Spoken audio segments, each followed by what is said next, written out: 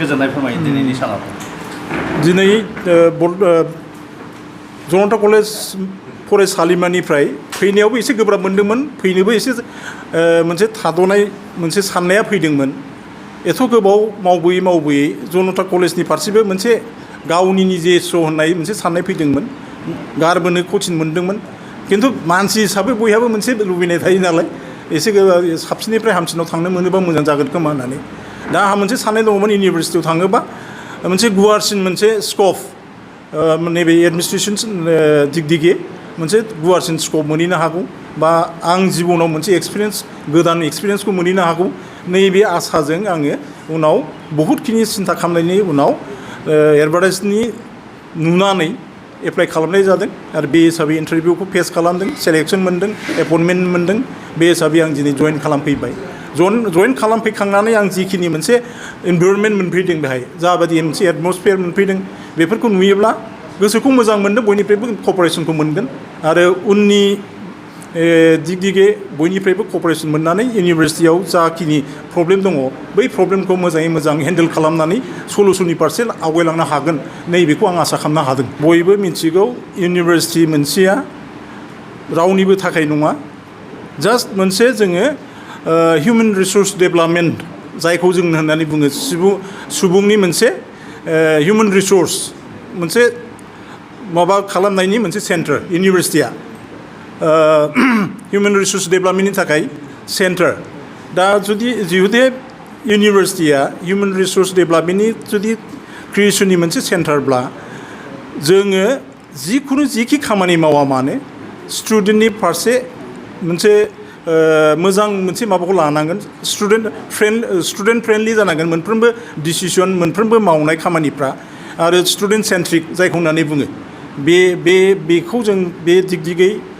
गासिबो माबाखौ सालिजारि खालामनानै गासिबो डिसिसन गासिबो मावनाय खामानिखौ जोङो नैबे मोननै जिनिसखौ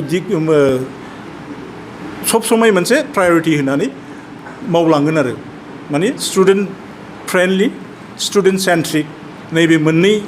जिनिसखौ सब समय मोनसे दहाय होनानै आवगायलांगोन जाहाथे नैबे हिउमेन रिसोर्स डेभेलपमेन्टनि खामानि मावनाया जाफुङो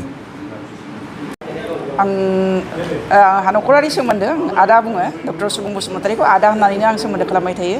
दिनै आदाया जोंनि बड'लेण्ड मुलुगसोलोंसालियाव रेजिस्ट्रार मासियाव जिरायफैनो हानायाव आं जोबोद गोजोननाय मोन्दों आरो बिथांनो आं जोबोद साबायखर होदों बिथांनि इन्टारभिउ मोगामोगियावबो आं दङमोन आं थाफानो मोन्दोंमोन आं बै समावनो मिथिखादों जे आदाया सिलेक्सन मोनगोन दा बे समावथ' खिन्थु कनफिडेन्सखौ जों लाखुमानांगौ जायो बुंनो हाया दा दिनैथ' बिथाङा जइन जाफैबायानो बे हिसाबैनो जोबोद साबायखर होदों आं बिथांनिसिम आरो फैगौ समफ्राव बिथाङा सासे मावथि एबा डायनामिक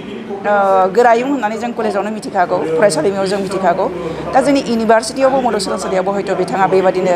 डायनामिक भाबजों डायनामिक आखुथायजों बियो खामानिखौ मावलांनो हागोन आरो जोंनि इउनिभारसिटिनि डेभेलपमेन्टनि थाखाय गोबां खामानिखौनो जाफुंसार होनायाव मदद होफानो हागोन होननानै आं मिजिंथिनो हायो नोंथाङाबो रेजिस्ट्रार बिबान महरै खामानि मावदोंमोन रेजिस्ट्रारनि आसलथे गाहाय खामानिया मा जायो बड'लेण्ड इउनिभारसिटियाव मुलुगसोलोंसालि एबा इउनिभारसिटियाव रेजिस्ट्रारखौ कास्ट'डियान होननानै बुङो एकेबारे इउनिभारसिटिनि बिगुमायानो रेजिस्ट्रार जायो थ' रेजिस्ट्रारनियाव गासैबो इनफरमेसन गासैबो खामानिनि गुदियानो रेजिस्ट्रारानो मावग्रोजोबनांगौ दा रांखान्थिखौनो होन एकाडेमिकखौनो होन सोलोंथायारि बिथिंखौनो होन बा गुबुन बेबादिनो खुंथाय खान्थिखौनो होन गासैबो रेजिस्ट्रारानो मावफुंनांगौ जायो नोजोर होनांगौ जायो दा बेवहाय आङो सासे फोरोंगिरि एबा बिबुंगिरि महरनिफ्राय बे खामानिखौ मावफैनो मोननायाव आंबो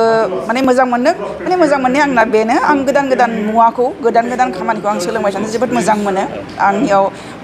सोलोंनो लुबैनाय भाबा बिराद दङ नंखायनो आङो सिगाङावथ' आं रेजेक्ट खालामदोंमोन खनथामसो रेजेक्ट खालामदों जोंनि भाइस चेन्सेलर आंखौ लिंहरदोंमोन जे नोङो रेजिस्टार पस्टआव थाफैनांगौ खिन्थु आङो हागोन ना हाया साननानै आङो सिगाङावहाय रेजेक्ट खालामबाय थादोंमोन उनावहाय बारे लिंहरनायाव आं लास्टआव लासिगोन सार होननानै आङो भाइस चेन्सेलरनो खोथा होयो आरो बे हिसाबैनो आङो थांनाय 1 मार्चनिफ्राय 2022 मायथाइनि 1 मार्चनिफ्राय मैयासिम 31 मेसिम आङो 3 दान कन्टिनिउ बे मासियाव जिरायबाय बेनि सिगांबो नाथाय आङो इनचार्ज हिसाबै खामानि मावफैदोंमोन मालाबा 3 मालाबा 10 दिन मालाबा 11 दिन बेबायदि खामानिखौ आं मावनो मोन्दों दा बेवहाय आंहा गोबां एक्सपिरियेन्स जादों गोबां रोंगौथिखौ आं मोननो हादों माने अफिसियेल रोंगौथिखौ आं मोननो हादों सोलोंनो हादों आं दहायनो बुंखादों आं गोदान गोदान खामानिखौ मावनो जोबोद मोजां मोनो सोलोंनो लुबैयो दा बे हिसाबै आङो माने साननै सानथामावनो आङो गासै रेजिस्टारनि खामानिखौ आयत्त खालामनानै लानो हादों आरो आजावनानै लानो हादों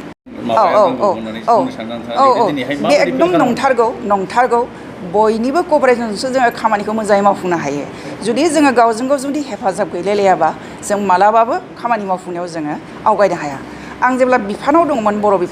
बर' बिफानावबो जोङो जुदि बेहा मोनसे मावो बेहा मोनसे मावब्ला जों बिफानि खामानिखौ मालाबाबो जों जाफुंहोनो हायैखौ जों नुनो मोनबोखादों आरो दिनैहाय बे रेजिस्टार मावख'आव जिरायफैनानै आं बेखौ मोनदांदों जे बेवहाय हेफाजाब होलायाबानो इउनिभार्सिटि डेभेलपमेन्ट खामानिया जेबो जानानै फैखाया आरो दा बेवहाय मेइन गाहाय बिफावखौ रलखौ लायो जोंनि रेजिस्टार आरो जोंनि भाइस चेन्सेलर बे सानै मानसिनि गेजेरावहाय गोरोबलायनानै खामानिखौ मावनो हायोब्लासो इउनिभार्सिटिनि खामानिखौ जों जाफुंसार होनो हायो होननानै आं मोनदांदों आरो आंनि एक्सपिरियेन्स बियो जोबोद जोबोद साबायखर नोंथांमोननिसिमबो खुलुमबाय थेंक इउ